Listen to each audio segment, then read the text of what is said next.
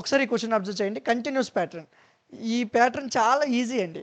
So first ఎన్ని letters ఉన్నాయో లెక్క పెట్టండి. 12 లెటర్స్ ఉన్నాయి.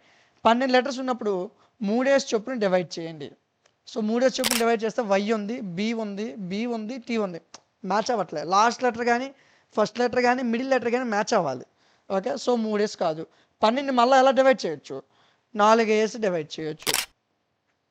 4 కరెక్ట్గా అబ్జర్వ్ చేయండి. Third letter Y, third letter Y, third letter Y match అవుతుంది. అంటే YT, YT, YT. Second letter B, so second letter B రాయ్, second letter B Roy.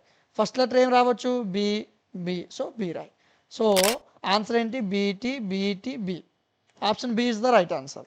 Same అదేవిధంగా మరొక క్వశ్చన్ మీకు ఇవ్వడం జరిగింది.